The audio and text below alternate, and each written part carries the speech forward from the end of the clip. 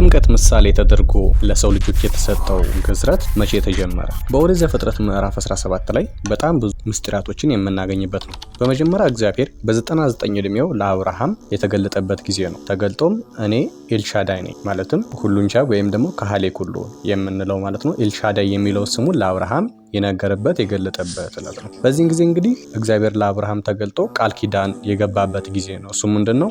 የሕዝብና የአሕዛብ አባት እንደሚያደርገው ያንንም ቃል ኪዳን ለመጠበቅ ደግሞ ግዝረትን ለሱና ለዘሮቹ በሙሉ እንደሰጠ የምናገኝበት የምዕራፍ ክፍል ነው ማለት ነው። እንግዲህ ግዝረትን ቃል ኪዳን ለአብርሃም ከሰጠ በኋላ አብርሃም በዛኑ ቀን ከዛ በኋላ በቤቱ የነበሩ ሰዎች በሙሉ በዛን ቀን እንዲገዘሩ አድርጓል ማለት ነው። እንግዲህ ይህ ግዝረት የጥምቀት ምሳሌ እንደሆነ አባቶቻችን ያስተምሩናል። በጥምቀት ልጅነት እንደምናገኝ ሁሉ አብርሃም እና ከአብርሃም በኋላ የተወለዱ የሱ ዘሮች ወይም ደግሞ ቤተሰቦቹ ከቃል ኪዳኑ ተካፋይ ለመሆን እና እግዚአብሔር የሚወለድበትን የሰው ልጆች ድህነት የሚፈጽምልን ጌታችን መድኃኒታችን ኢየሱስ ክርስቶስ ከሚመጣበት ዘር በረከት ለመሳተፍ ወይም ደግሞ የእግዚአብሔር ሕዝብ ለመባል መገዘር ግዴታ ነው ማለት ነው። አሁን የእግዚአብሔር ልጅ ለመባል መጠመቅ ግዴታ እንደሆነው ከዚህም በኋላ ደግሞ ልጅ እንደሚወልድ ይስሐቅ እንደሚለውም ስሙንም ጭምር ሰጥቶታል። እሱም አብርሃም ይህን ቃል ኪዳን ሲሰጠው በግንባሩ ሰግዶ ስቆ ስለነበር እግዚአብሔር ደግሞ ስሙን ጭምር ይስሐቅ ትለዋለህ ብሎ ነግሮታል ማለት ነው። አብርሃም እንግዲህ ስለ እስማኤል ልጁ በዚህ ጊዜ ለምኖ ነበረ በእግዚአብሔር ፊት ሞገስ እንዲያገኝና እሱን በረከቱ እንዲቀበል። ነገር ግን